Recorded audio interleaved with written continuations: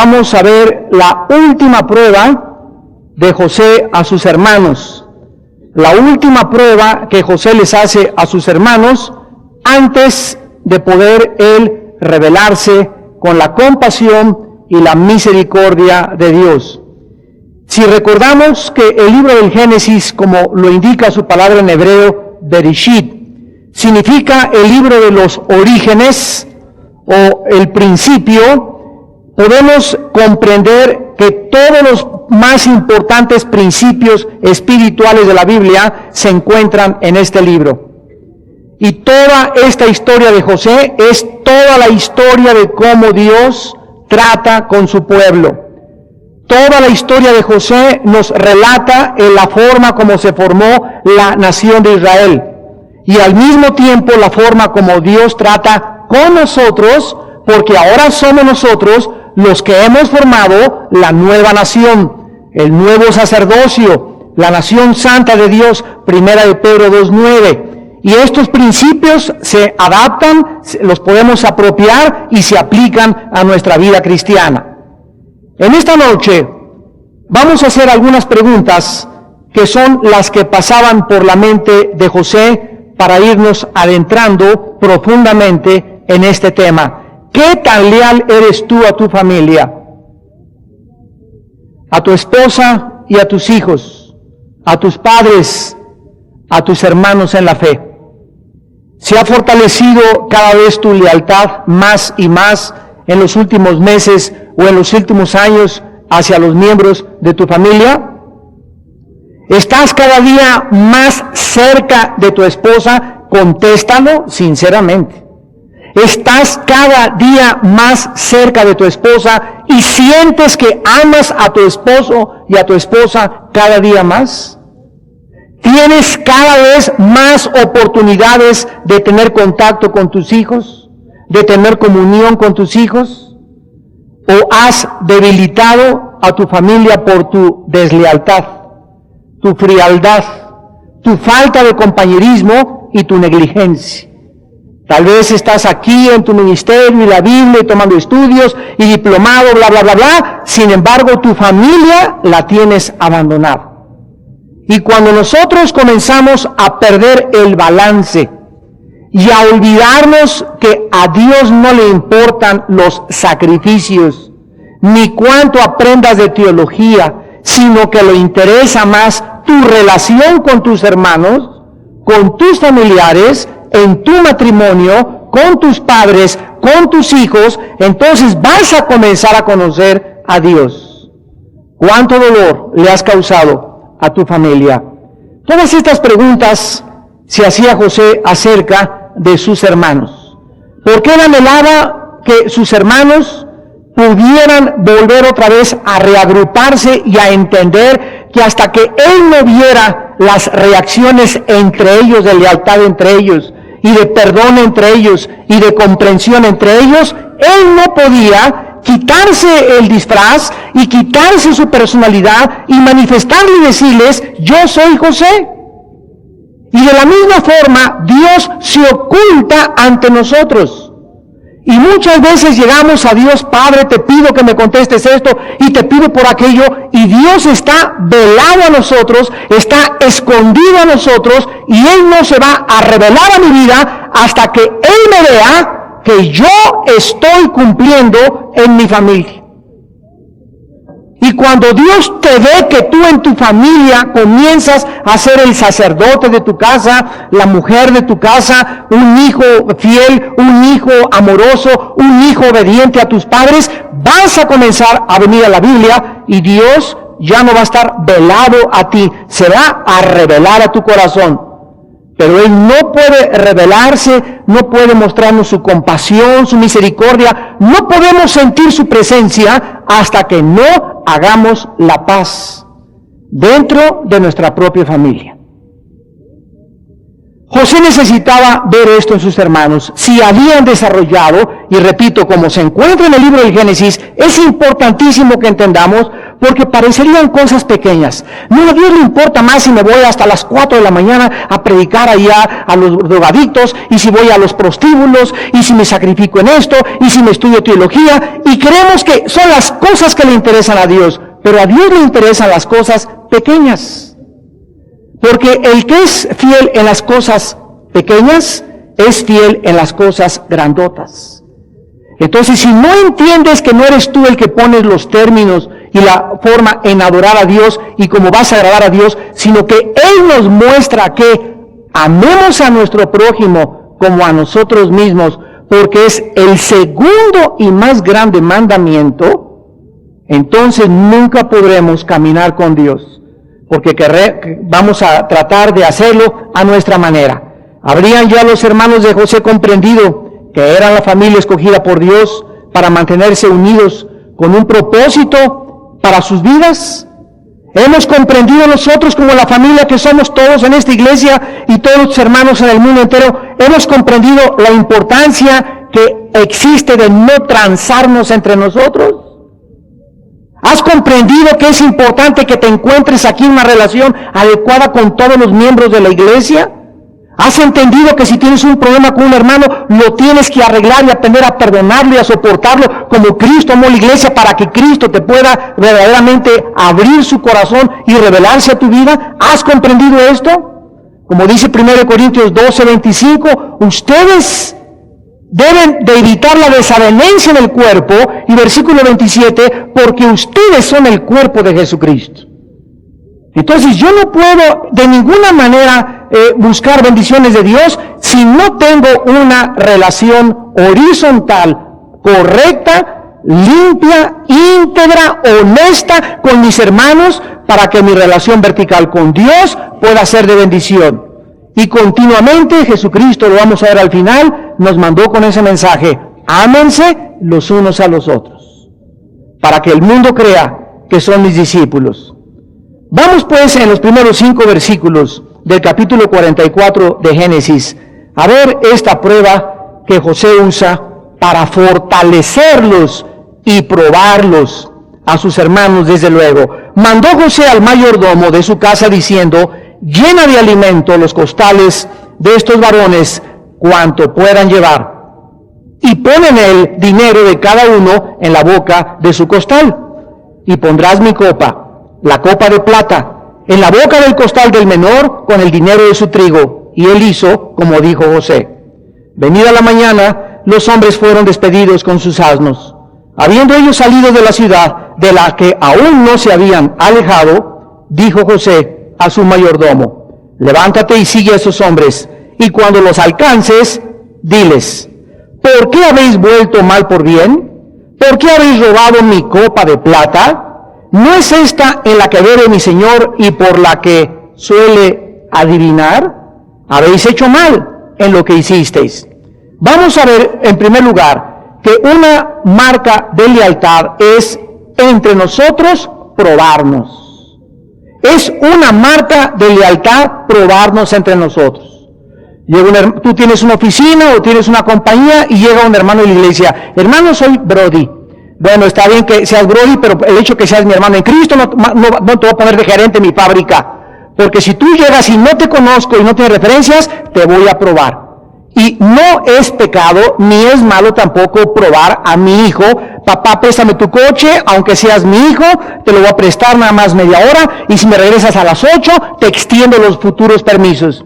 Pero necesitamos entender que la gente necesita responder a la confianza que uno pone en ellos para que nosotros podamos entregarles más, porque es exactamente lo que hace Dios a través de nosotros. Dios nunca nos va a entregar más de su herencia ni de las bendiciones que Él tiene si en lo poco en lo que nos ha puesto no hemos sido encontrados fieles. Todas las pruebas que les hizo José a sus hermanos habían sido sin duda guiadas por la sabiduría de Dios. José era un hombre que estaba guiado totalmente por el Espíritu de Dios. Sus hermanos le habían vendido 20 años atrás, sin ningún sentimiento, ningún remordimiento, ni de conciencia. Habían sido hombres malos, habían sido hombres rudos, violentos, mentirosos, engañadores, egoístas, orgullosos e insensibles de las cosas espirituales. Y era este grupo de angelitos los que iban a fundar la nación más grande de la historia, la nación de Dios. Miren ustedes, analizando la vida de cada uno de los hijos de Jacob, de las tribus de Israel, ¿quiénes eran cada uno de ellos? Eran puro caso, de veras, para el psiquiatra. Eran puro caso, pero de veras para la araña. Eran puro caso para la revista La Alarma. Eran puros casos verdaderamente que cualquier persona, desde la perspectiva humana, los hubiera desechado. A esos escogió Dios para fundar una nación y a través de los cuales, a través de ellos vendría la semilla del Mesías. Y cuando vemos a los apóstoles que escogió Jesucristo, lo mismo, unos eran de Veracruz porque de cada 5 palabras, 8 eran groserías. Les llamaban los hijos del trueno. Pedro terco como una piedra. Otros, ¿verdad?, peleándose quién va a ser primero en el reino de los cielos. El otro agarra 30 monedas de plata y traiciona a su maestro. Todos absolutamente eran puros casos. Y a través de todas sus debilidades, a través de todos nuestros defectos, a través de toda nuestra fragilidad humana, el Espíritu Santo trabaja en la plataforma de nuestras debilidades. Ese es Dios. Y precisamente lo hace de una forma deliberada para que el poder sea de Él y no de nosotros. Dice en 2 Corintios 4, porque este tesoro lo tenemos en vasos de barro, en cuerpos frágiles y débiles como somos todos, para que la excelencia del poder sea de Dios y no de nosotros. Ahora, en esta fragilidad y en esta debilidad humana y de tantos defectos que tenemos y de tantos pecados, si nosotros nos rendimos a Dios y aceptamos su corrección y aceptamos su dirección, Dios puede trabajar en nosotros y hacernos unos trofeos inmensos para su gloria. Y de una prostituta Dios puede hacer una mujer tremenda de Dios. De un homosexual puede hacer Dios de un drogadicto, de un secuestrador, de un borracho, de un mentiroso, de un perjuro, de un asesino como el apóstol Pablo. Dios puede tomar todas estas personas y todos estos vasos y levantarlos en alto y decirle al mundo: miren el trofeo de oro, miren la plata. Y nadie se imaginaría que detrás de ese oro y detrás de esa plata se hubiera encontrado tanta podredumbre. Y si Dios levanta a estos hombres y nos los exhibe, es para decirnos en esta tarde: lo mismo puedo hacer contigo. Lo mismo puedo hacer contigo y contigo y contigo, si tú te rindes a mi voluntad. ¿Habrían cambiado estos hermanos? Vemos pues que desde ese viaje que se fueron a la tierra de Canaán, y en este regreso, en su segundo viaje, José, hasta este momento, esto es lo que había aprendido de sus hermanos. Habían sentido tristeza y habían confesado su pecado en contra de José, el pecado por lo menos de haberlo vendido en esclavitud, pero no estaban ellos arrepentidos. Escuchen muy bien. Tú puedes tener un hijo que te diga: ay, siento mucha tristeza, y ay, siento por acá dolor, y me duele mucho esto. Judas hizo lo mismo. Lágrimas de cocodrilo se llaman. Una persona puede llorar y puede sentir remordimiento y puede sentir tristeza por sus pecados, pero hasta que esa persona no se vuelva hacia Dios y no busque a Dios, tiene un arrepentimiento a medias. En segundo lugar, sus hermanos habían experimentado el juicio de Dios sobre sus conciencias. Recuerdan en Génesis 42, 21. Comenzaron a sentir: Dios mío, esto viene de Dios. Ya su conciencia estaba comenzando a ser despertada. Habían probado su palabra. Habían demostrado ya que eran dignos de confianza y que decían la verdad. Habían demostrado lealtad a la familia también, regresando para liberar a su hermano Simeón. Habían demostrado también ternura y compasión por su padre Jacob. Comenzaron a compadecerse, si no regresamos, le dicen a José, mi padre se va a morir y tenemos que regresar con Benjamín. Habían aceptado también la última clase, la posición que a cada uno Dios les había entregado. Sin embargo, a pesar de todo esto, José seguía siendo el instrumento de Dios para que sus hermanos pudieran arrepentirse y volverse a Dios, al punto que le dijeran, Padre, hemos pecado contra ti y nos volvemos a ti con todo nuestro corazón. Ahora le pedimos perdón a nuestro padre Jacob y en tercer lugar le pedimos perdón a José. Mientras no hicieran su perdón hacia Dios y después pidieran perdón a su padre Jacob y después a José, su arrepentimiento y sus lágrimas eran de cocodrilo. Y José lo sabía. Miren ustedes el proceder de José. Versículo 1. Les ordena que les llenen sus sacos con alimentos. Y vemos que les ponen secretamente el dinero en sus costales. ¿Por qué? Porque esta era una prueba que José les haría por si fallara la otra que les iba a poner, donde iba a mandar una copa de plata, que era la especial de sus alimentos y del vino que él tomaba, y por si fallaba la primera, esta no podía fallar. Esto le daría a José más tiempo de trabajar con sus vidas. Entonces dice el versículo 2, la copa de plata personal para sus bebidas la colocan en el costal de Benjamín. Todo sucedió en la noche.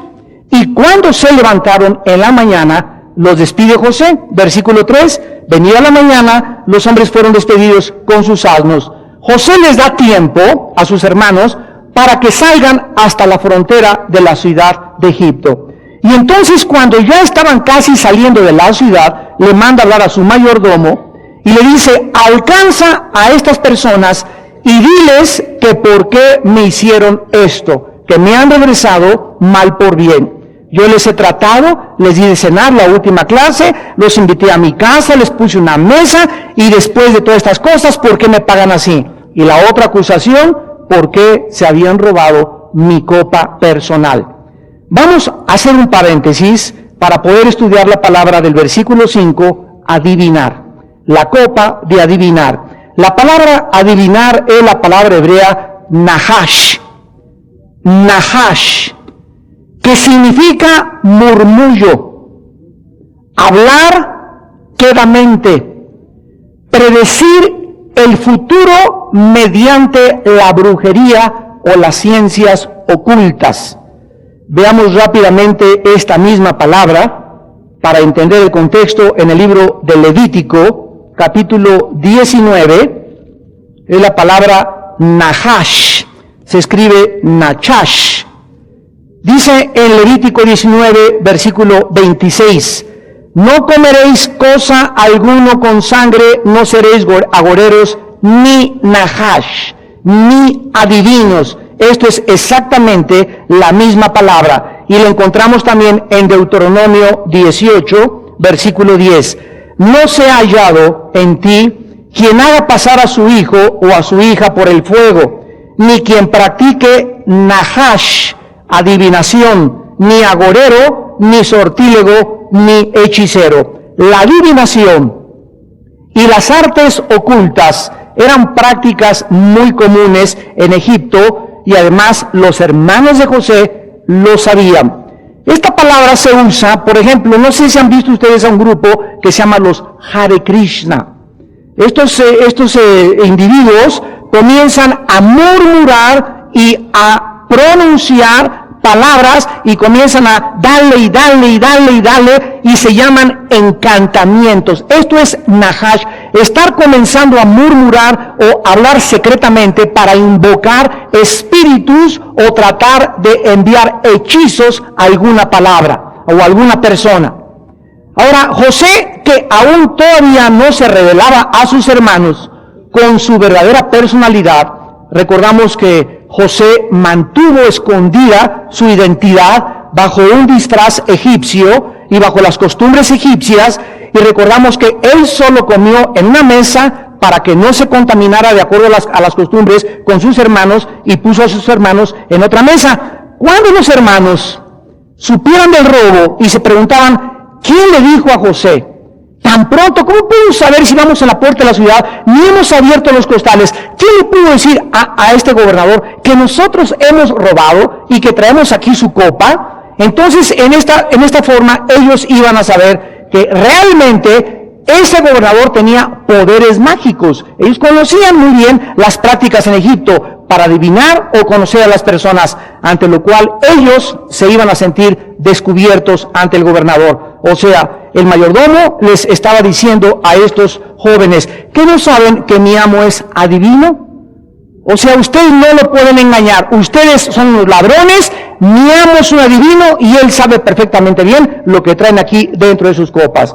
Es importante pues ver en esta tarde que a pesar de que José no les estaba diciendo la verdad a sus hermanos, los estaba probando. Y los estaba probando para que ellos manifestaran su corazón. Ellos estaban siendo sacrificados por parte de su hermano. Y es lo mismo que hacemos cuando tratamos en casa con un hijo rebelde, con un empleado que dice que es cristiano y que es rebelde.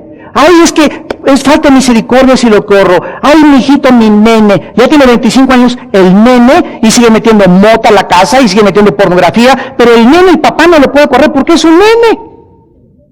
Y porque además se le rompe el corazón. Y cuando nosotros no estamos dispuestos a cortar así y a poner el nene en la carretera con su maleta y a cortar a la nena, ¿verdad? Porque se sigue prostituyendo tu hija y a tratar así a nuestros hijos y te entrego a la voluntad de Dios, Padre. Yo no puedo hacer nada porque no lo puedo golpear, no lo puedo meter a la cárcel ni lo puedo encadenar. Vete y haz lo que tú quieras, pero dentro de mi casa la respetas, porque yo soy el sacerdote, tu mamá es mi esposa y tenemos que respetar y cuidar el campamento que haya santidad. Y al que no le guste la santidad, que se vaya a vivir a donde quiera. Y que pobrecita, ¿qué le va a pasar? Eso es cuestión de Dios. Pobrecito mi nene, véalo a recoger a la cárcel, véalo a recoger al psiquiátrico, pero tú no puedes sacrificar la voluntad de Dios por tus sentimientos.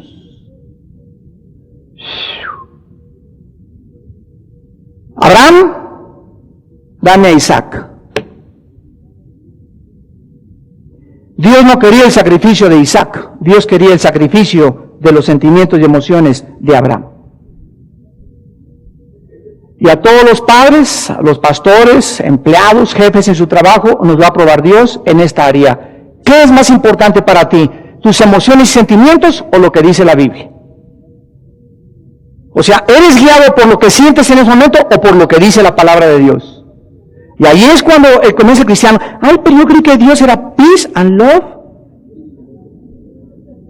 Creí que Dios era pura misericordia. Y ese es el concepto equivocado de los mismos hijos de Dios. Es como el hijo que diga, papá, yo creí que me querías. Claro que te quiero, hijo, pero precisamente porque te quiero, te tengo que disciplinar. Y si detengo el castigo, te estoy aborreciendo. Veamos esta verdad en el libro de Proverbios capítulo 13, versículo 24. El que detiene el castigo, el que no castiga a su hijo, el que impide, el que es guiado por sus sentimientos, a su hijo lo odia, lo aborrece. Mas el que lo ama, desde temprano lo acaricia. Eso dice. Desde temprano lo corrige. Y hay dos formas de corregir, Hebreos 12. Hijos míos, no os sorprendáis del castigo, porque Dios al que ama castigo y azota al que recibe por hijo. No desmayes ante mi disciplina. Hebreos capítulo 12.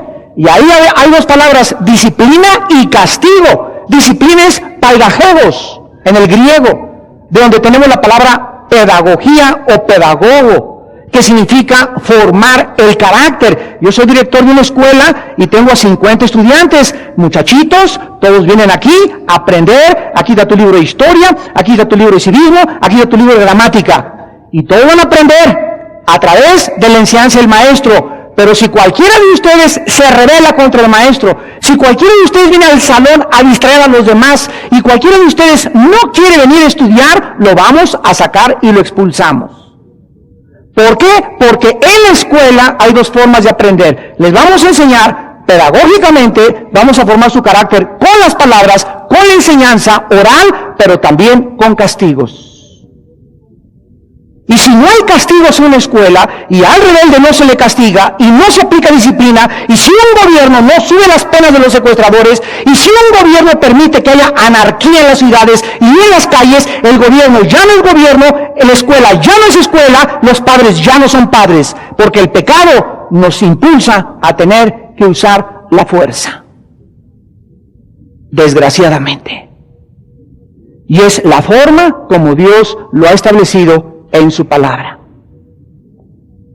Ahora bien, llegamos a Génesis 44, del versículo 6 al 13, y vemos entonces que los hermanos por primera vez se unifican entre ellos. Esta es la segunda prueba de la lealtad. Cuando los alcanzó, les dijo las palabras, le respondieron: ¿por qué dice nuestro Señor tales cosas? Nunca tal hagan sus siervos. Versículo 8. He aquí el dinero que hallamos en la boca de nuestros costales, te lo volvimos a traer desde la tierra de Canaán. ¿Cómo pues habíamos de hurtar de casa de tu Señor plata ni oro? Aquel de tus siervos en quien fuere hallada la copa, que muera. Y aún nosotros seremos siervos de mi Señor. Y él dijo también ahora sea conforme a vuestras palabras. Aquí está el mayordomo hablando. Aquel en quien se hallare será mi siervo, y vosotros seréis sin culpa. Ellos se dieron prisa, derribaron sus costales, abrió cada cual su costal, buscaron desde el mayor y acabaron con el menor, y la copa fue hallada en el costal de Benjamín. Entonces ellos rasgaron sus vestidos y cargó cada uno su asno y volvieron a la ciudad. Había una acusación gravísima en contra de los hermanos. Imagínense, ya los hermanos ya estaban en estos momentos sacadísimos de onda. Bueno, ¿qué está pasando, verdad? ¿Qué es lo que está sucediendo? Primero nos invitan a comer y el robo, y después nos perdonan y otra vez el robo. Estaban los hermanos en un juego increíble emocional, sin saber qué pasaba con el gobernador, qué es lo que realmente quería Dios con ellos. El dinero lo habían devuelto el primer viaje, además estaban dispuestos ahora por primera vez, en el versículo 9, a permanecer juntos. Aquel de tus siervos en quien fuera hallada la copa, que muera, y aún nosotros seremos siervos de mi Señor. O sea, al que se le encuentre la copa, que muera, y además todos nos quedamos en Egipto sirviendo al gobernador. Era la primera vez que los hermanos estaban dispuestos a trabajar en equipo como la selección mexicana.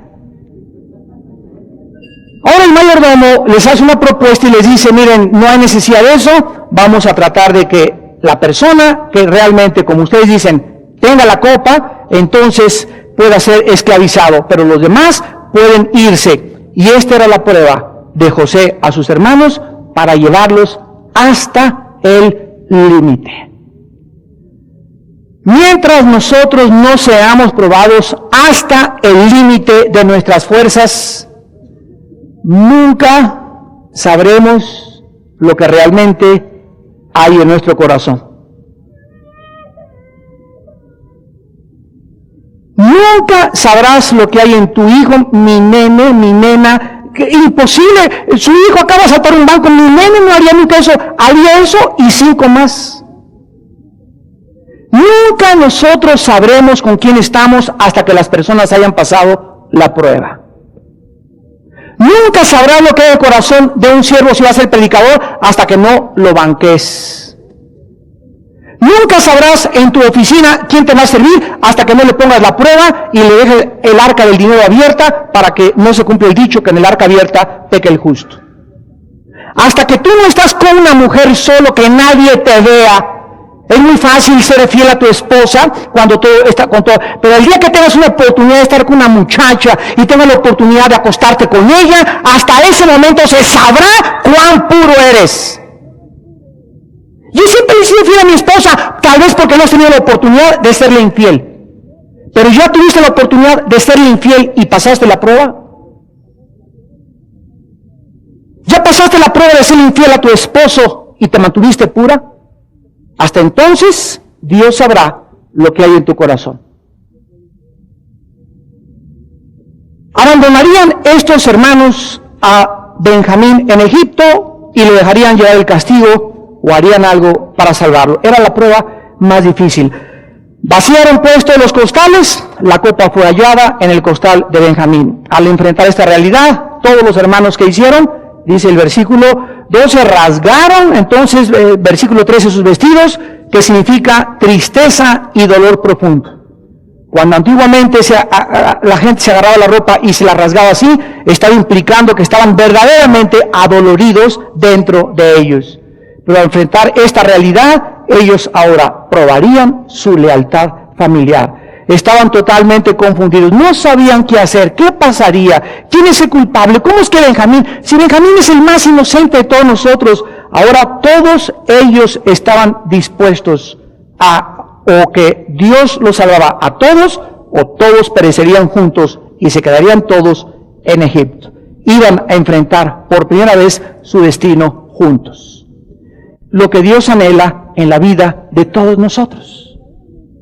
Que verdaderamente estés dispuesto a entender que es tu familia y mi familia, es mi amor, tú y yo juntos hasta la muerte, por las buenas o las malas.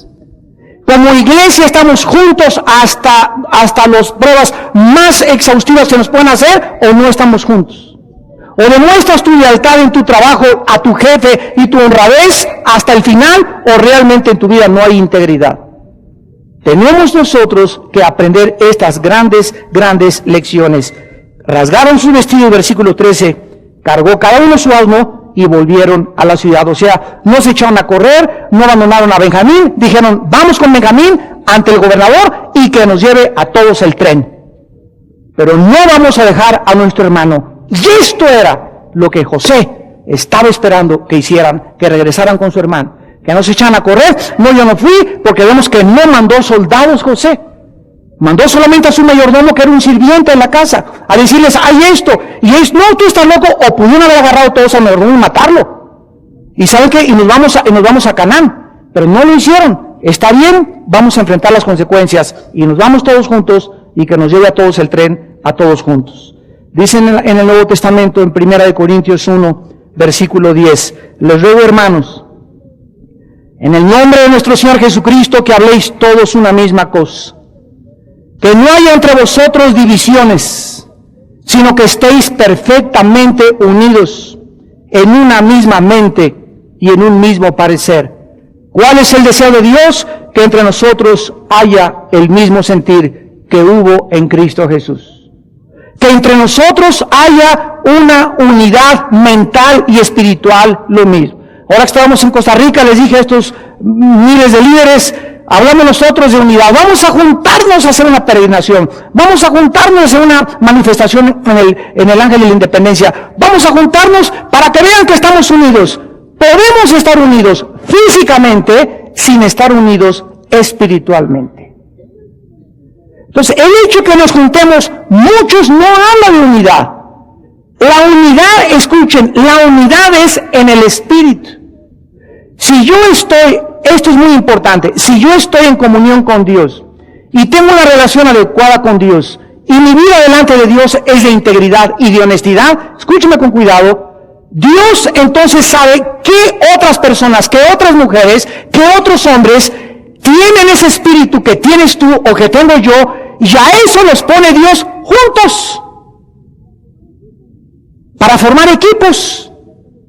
Por eso dice la Biblia que lo espiritual atrae a lo espiritual, lo carnal atrae a lo carnal. Los carnales se sienten atraídos por los carnales. Los que les gusta el reventón se juntan con los que les gusta el reventón. Las muchachas que se acuestan de fornicación tienen amigas que son fornicarias. Los amigos que fuman mota se juntan con los que fuman mota. Dime con quién andas y te diré quién eres.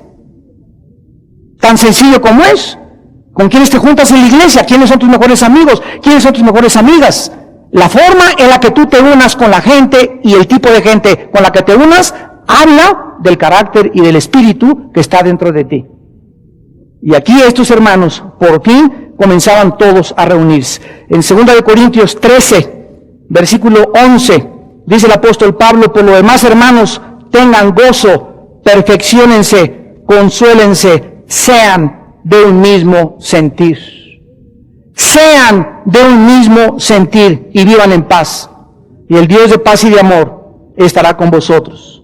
¿Cuándo estará Dios con nosotros? Cuando entre nosotros hay armonía.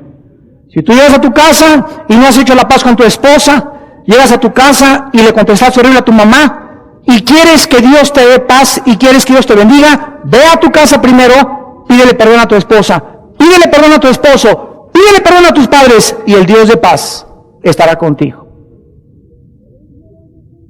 ¿Le debes dinero a alguien aquí en la iglesia? Ve y págale primero y dile, no te he podido pagar, te voy a pagar 10 pesos al mes, pero págale. No te hagas rosca. Porque mientras tú no hagas esto, no puedes tener esa paz de Dios. La paz que sobrepasa el entendimiento es el resultado de la llenura del Espíritu Santo. Y mientras haya piedras dentro de mi vida que no he sacado y pecados que no haya sacado, el Espíritu Santo no me puede llenar. Y no digas, Señor, que hable en lenguas, porque te quiero sentir, o que me tumbe alguien al piso. Y comienzas a buscar lo que se llama santificación instantánea. Comienzas a buscar atajos y no hay atajos para la santidad de Dios. Los hermanos en el versículo 14 al 17 se acercan a José y Judá es el que comienza a tomar la palabra y miren ustedes su actitud. En el versículo 14 caen y se postran, o sea, se hincan, se humillan ante José. José les dice, ¿qué acción es esta que han hecho? ¿No saben que un hombre como yo sabe adivinar? Entonces dijo Judá, ¿qué diremos a mi señor? ¿Qué hablaremos o con qué nos justificaremos? Dios ha hallado la maldad de tus siervos. Y aquí nosotros somos siervos de mi señor, nosotros y también aquel en cuyo poder fue hallada la copa. José respondió, nunca halló tal haga. El varón en cuyo poder fue hallada la copa, él será mi siervo. Vosotros id en paz a vuestro padre. Este es el tercer paso que vemos nosotros para una lealtad. Estar dispuestos al sacrificio, unidos, o todos juntos, o todos desunidos. Pero no podemos jamás lograr, nunca como familia, ni como iglesia, ni como matrimonio, si no estamos en el mismo sentir, en la misma mente, en el mismo espíritu. Que yo quiero servirte, Señor, y tu esposa está ahí atrás. Tu esposa tiene que venir al parejo de ti para que puedas entender que Dios usa a los matrimonios, no te usa a él, o mujeres. Yo quiero ser profeta y el esposo ni sabe dónde anda la señora. Anda predicando en Veracruz, anda predicando en Chiapas, anda predicando, y el esposo, pues, ¿y usted qué hace, hermano? Pues es que, ¿qué quiere que haga, hermano? O sea, ella hace lo que quiere. Pero ella se dice profeta. O él se dice profeta. Y pasa 10 meses del año predicando y dando la vuelta al mundo, y 2 meses con su familia y con sus hijos. Aquí hay un desbalance. Hay un desbalance muy grave.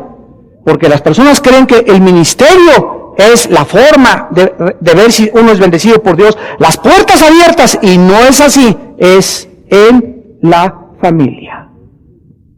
La familia es el gimnasio del hogar, el gimnasio de tu casa. Ahí es donde Dios entrena a todos sus guerreros. 20 años atrás los hermanos fracasaron, vendieron a José, no lo mataron porque las circunstancias se los impidieron, y nunca le habían confesado el pecado a nadie hasta este momento. Ahora necesitaban ellos enfrentar y confesar todo delante de Dios. Observen ustedes lo que sucede cuando comienzan a confrontar a José. Se acercan a José, caen de rodillas, y él les acusa, versículo 15, que se robaron su copa. Les acusa de ser ignorantes de los poderes que él tenía. Les decía que él tenía poder para adivinar las cosas, y para que pudieran ellos darse cuenta de que él tenía el conocimiento de quién hacía bien y quién hacía mal.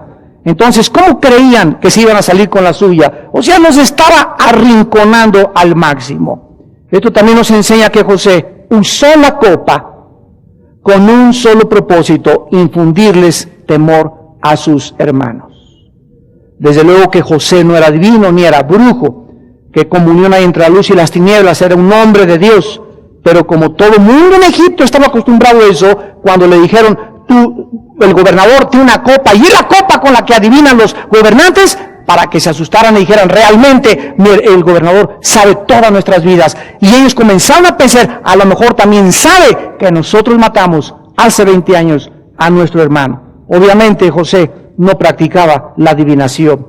Y ahora veamos la gloriosa conversión y la lealtad de toda la familia. Versículo 16. Dijo Judá, ¿qué diremos a mi señor? ¿Qué podemos hablar? ¿Con qué nos vamos a justificar? Dios ha hallado la maldad de tus siervos. Ahora nosotros somos esclavos, somos siervos de ti, Señor. Le decían a José, nosotros y aquel en cuyo poder fue hallada la copa. Dios ha hallado la maldad de sus siervos. No solo el pecado de Benjamín, sino el de todos eran culpables. Mi hermano tenía la copa en su costal, pero queremos decirte, todos aquí delante de ti, te lo decimos, todos somos culpables. Y ahora sabemos que Dios nos está castigando. Él se refería al pecado que hace 20 años cometieron contra la persona de José, cuando le vendieron como esclavo. Fíjense su declaración clara, Dios los hacía culpables, número uno. Número dos, su confesión, eran culpables del pecado, su arrepentimiento, estaban listos ahora para hacer la voluntad de Dios. Si es posible, nos quedamos aquí como esclavos en Egipto, hemos pecado, se ha hallado maldad en nosotros, ya no podemos luchar contra nuestro destino, aun cuando tengamos que ser castigados por ello. Judá declaraba que los hermanos creían en Dios, número uno. Número dos, confesaban su maldad. Y número tres, estaban arrepentidos de su pecado. Son los tres ingredientes para la salvación de cualquier alma humana. Mientras tú no reconozcas como el hijo pródigo, mis pecados son contra el cielo. Dos, sácalos, escúpelos, confiésalos, dilos. Lo tienes que decir, he hecho esto, lo tienes que decir a Dios, aunque sea en silencio. Padre, le pegué a mi esposa, he fornicado, he abortado, he robado. Lo tienes que decir, no, Padre, te pido que perdones mis múltiples pecados. Tienes que decírselos. Porque una confesión así no tiene ninguna validez delante de Dios. ¿Por qué? Porque la palabra confesar, en el griego es la palabra homologeo, que significa ponerme de acuerdo con Dios, que lo que Él le llama pecado, yo le llamo pecado. Entonces, Dios le llama pecado que me encuentre un clip aquí en la congregación. Por cierto, aquí hay un alambrito, un pescadito ya. Cualquier cosa que yo me encuentre, nada de que vénganos a tu reino. Una pluma, pues quién sabe quién será. Una Biblia, y me hace a mí falta la Biblia. Dios le llama pecado que tú te eches a la bolsa o te lleves cualquier cosa que no la hayas tú comprado o no te la hayan regalado. No es tuya y basta. Y llevártela y apropiártela es como expropiar. Nada de que, no hermano, es que no estoy robando, la estoy expropiando. Te la estás robando. Y hasta que tú no le llames a eso robar, entonces Dios no te puede perdonar. ¿Me van siguiendo? Dios Jesucristo dijo en Mateo 5, si tú ves una mujer para codiciar con ella, y tú sabes en esta tarde que tienes a una mujer, o a tu secretario, o a una muchacha, o a otro hombre, que has pensado en él más de 2 o 3 veces, y has tenido pensamientos lasciviosos, hasta que tú no digas a Dios, Padre, estos pensamientos son pecados, y esta mujer, este hombre tiene que salir de mi mente, hasta que tú no lo hagas, Dios no te perdona. 1 Juan 1, 8 y 9. Si confesamos, si nos ponemos de acuerdo con Dios en lo que Él llama pecado, su sangre nos limpia de toda maldad. Vemos nosotros entonces, ¿verdad?, que estaban decididos para seguir a Dios aparentemente, pero la prueba continuó. Versículo 17, José le responde, nunca yo tal haga. El varón en cuyo poder fue hallada la copa, él será mi siervo. Ustedes váyanse en paz a su padre. Les dice, yo no tengo por qué esclavizar a los inocentes.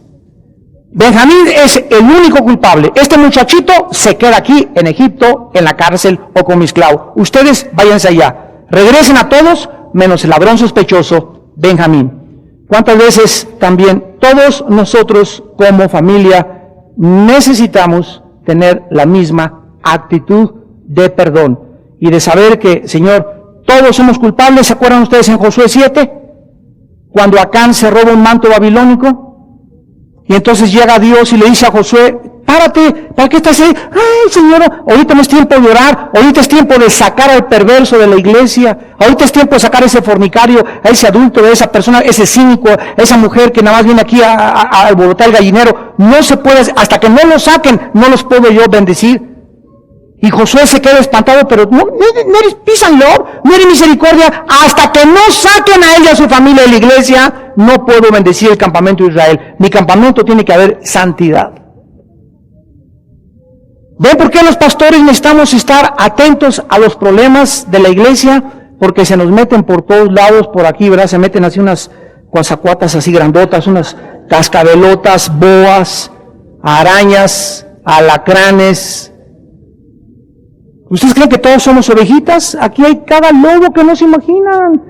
Pero cuando oramos a Dios, los ventanilla el Espíritu Santo, ya sabemos que ese Señor tiene 4 amantes, hermano, y ya tiene aquí 1 año en la iglesia, y el domingo está santo, santo, santo, y lo único que tenemos que hacer es, ¿sabes qué? Don Pancho o Juan Camaney, como te llames, te queremos ayudar, deja a ese amante, sea fiel a tu esposa, y los pastores estamos para ayudarte. Pero si ese hombre se pasa de listo, si esa mujer está chisme, y divide los grupos a donde ella se junta, nos tenemos que sacar. ¿Por qué? Porque así la manda la palabra de Dios. Tiene que haber orden y disciplina en la casa de Dios por el beneficio de todos los demás. Y si no, a nosotros Dios nos juzga.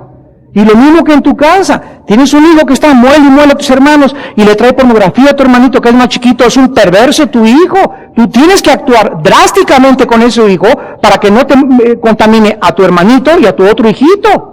Y si no lo haces, va a infectar a los demás. Tu sentimentalismo te evita, ya lo vimos al principio, que castigues a tu hijo y que le pongas un remedio drástico. Y si no lo haces, el castigo abarcará y envenenará a toda tu familia. Y finalmente, vemos nosotros que José, con una actitud de firmeza, aquí se queda Benjamín, Judá interviene, versículo 18, hasta el 34, hasta el final, y comienza a decirle a José, mira José, tú tuviste interés por nosotros, versículo 19 al 20.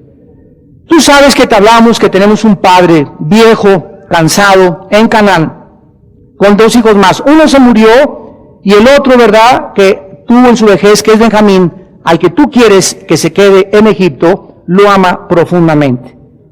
Las demandas que tú tienes de que trajéramos a Benjamín, lo hicimos, trajimos a Benjamín de Canaán para probar que te dijimos la verdad. Versículo 21. Te hemos traído a Benjamín con el riesgo de que nuestro padre se muriera. Porque nos dijo nuestro padre, si no me traen a mi Benjamín y lo dejan en Egipto, ya son 2 hijos que he perdido. A uno que lo despedazaron las fieras, tal vez, y a otro Benjamín. Si no me lo traen, me voy a morir. Le dijeron también que él había insistido en que lo trajeran y que jamás podrían tener alimento si no traían a Benjamín. También le dicen a José, versículo 24, la forma como le hablaron a su padre cuando ellos llegaron y José les dijo que le contaran la verdad. José no sabía estos hechos. José no sabía cuando ellos se fueron a Canaán lo que sucedió con Jacob y lo que le contaron a su padre. Y hasta ahorita José en este momento estaba oyendo todo lo que sus hermanos y lo que había sucedido en la casa con su padre y con Jacob. Le dijeron, versículo 25, cómo tuvieron la necesidad de más alimentos. Versículo 26, de qué manera las demandas del gobernador les decía, ¿saben qué? Benjamín, papá, tenemos que traerlo a Egipto. La manera como respondió Jacob, versículo 27 y 28, les dijo, vosotros sabéis que 2 de mis hijos me dio a luz mi mujer.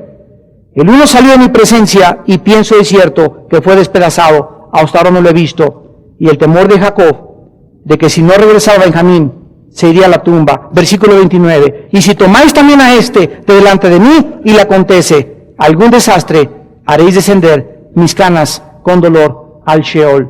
Judá le cuenta su grande preocupación.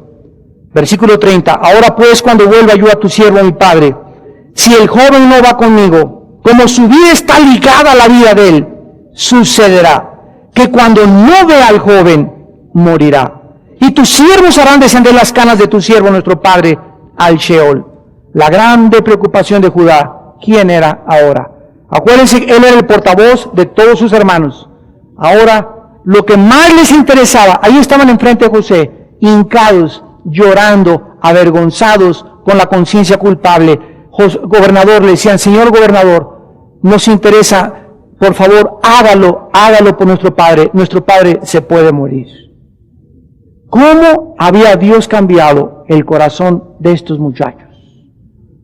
Cuando hace 20 años no les importó llevarle a su padre la túnica de colores ensangrentada de José y decirle, a tu Pepito se lo comió por ahí una puma, un tigre del campo. Sin ningún remordimiento y ninguna conciencia. Y 20 años duraron con ese corazón. Mira lo que puede hacer Dios por tu hijo.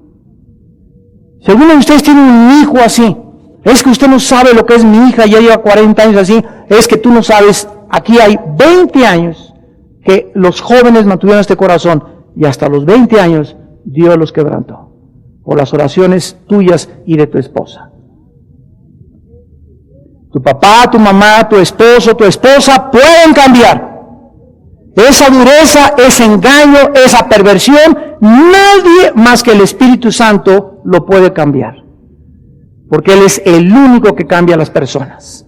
Nosotros tenemos que cumplir. Yo no puedo cambiar a mi hijo ni a mi hija. Yo no puedo hacerlo, sobre todo cuando ya están grandes.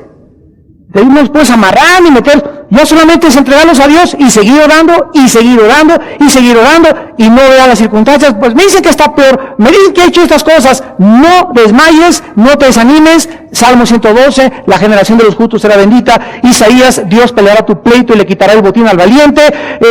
Hechos 16, serás salvo tú y tu casa. Estas promesas nos sostienen para seguir luchando por nuestra familia. 20 años para que estos jóvenes pudieran cambiar. Ahora, es increíble en el versículo 32 lo que sucede. Le dice Judá a José, como tu siervo salió por fiador del joven con mi padre, diciendo, si no te lo vuelvo a traer, entonces seré más culpable ante mi padre para siempre. Te ruego, por tanto, escuchen, esto es el clímax, que quede ahora tu siervo en lugar del joven por siervo de mi señor, y que el joven vaya con sus hermanos. Le pide a Judá que él pueda tomar el lugar de su hermano y que libere a su hermano y lo deje ir. Le ofrece ser sustituto por Benjamín, aceptar el castigo que merece Benjamín, llevar la culpa en lugar de Benjamín, sufrir en lugar de Benjamín, dar su vida en lugar de Benjamín y cambiar de lugar en el lugar de Benjamín. Observemos que todo lo hace por causa de su Padre. Lo mismo que hizo Jesús por causa de su Padre por todos nosotros. Jesús le dijo a su Padre, yo muero por ellos. Yo acepto el castigo por ellos. Yo llevo la culpa en lugar de ellos. Yo sufro en lugar de ellos. Yo doy mi vida en lugar de ellos y yo cambio mi lugar en la cruz en lugar de ellos. Todo, Padre, lo que estas almas iban a merecer de ti, castígame a mí en su lugar de todos ellos. El que no conoció pecado, por nosotros se hizo pecado. 2 Corintios 5:21. Isaías 53, 3 al 5, mas Él llevó el pecado de nosotros. Él en la cruz murió en nuestro lugar. El castigo de nuestra paz fue sobre Él y por sus llagas, por sus espinas, por sus latigazos, por su sangre, nosotros fuimos curados. Aquí está un retrato perfecto de la sustitución e identificación en Jesucristo. ¿Cómo podía Judá regresar a su casa y llegar, papá, quiero traer una noticia? También se quedó Benjamín. Judá vería a su padre desplomarse, muerto en ese instante. Su padre sufriría infinitamente y Judá tendría que vivir el resto de sus vidas con los sufrimientos de su padre. Hermanos en Cristo, hasta que nosotros no estemos dispuestos, no solamente a pagar nuestras deudas y a aguantar los desprecios y las calumnias y las mentiras que dijeron de ti, sino que a esas personas que nos han ofendido, estar dispuestos nosotros a pagarles y hacerles un favor y pagarles en lugar de mal con mal, bien con bien, hasta que en nuestro corazón no haya ese perdón, no podemos caminar con Dios.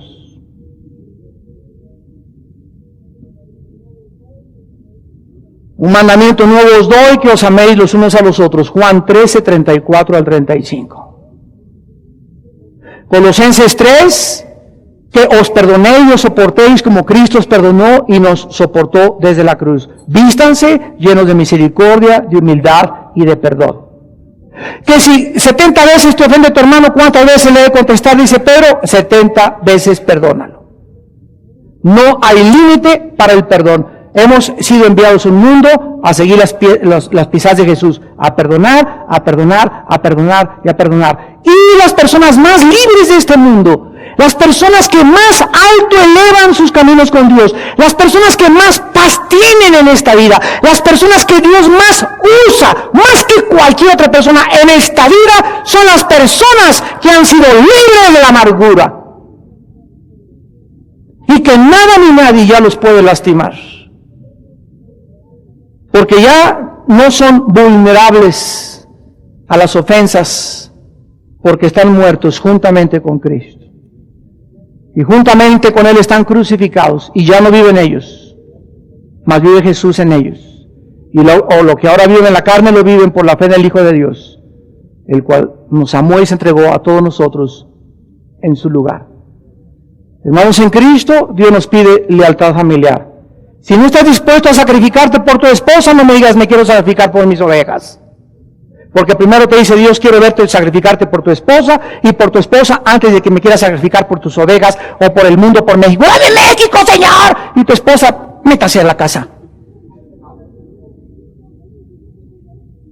Quiero ser un evangelista y quiero ser predicador y quiero graduarme, hermano, y estudiar en los mejores seminarios. Ve primero con tus padres y respétalos y honralos y somete. Pero ¿qué te colocas a mi padre? ¿Qué injusto es? Sométete a tu padre. Y ante esas injusticias, Dios está trabajando con tu carácter para humillar tu rebelión que traes en tu corazón.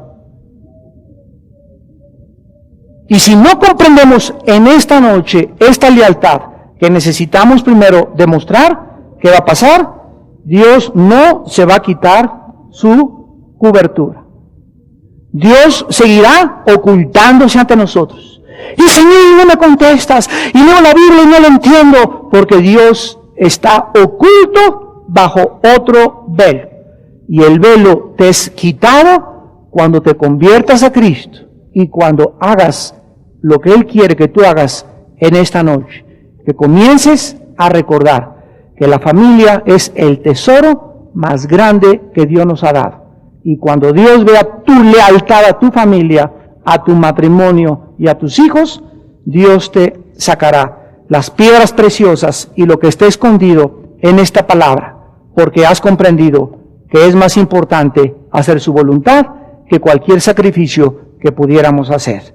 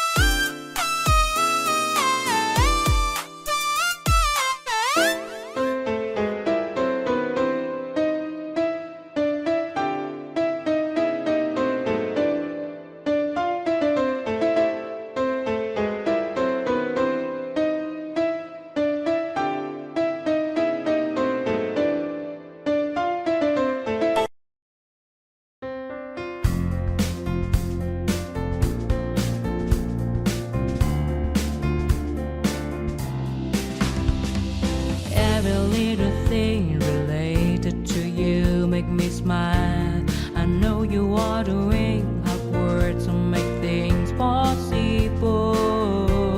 I want to let you know that I am with you, and I will be forever. Every little thing related to you make me smile. I know you are doing hard work to make things possible. I want to let you know that I am with you, and I will be forever. When you talk, I want to listen to you for hours. When you are there beside me, I feel like looking at you all the time. My love for you will never really change. Just want to tell you that you mean a lot to me.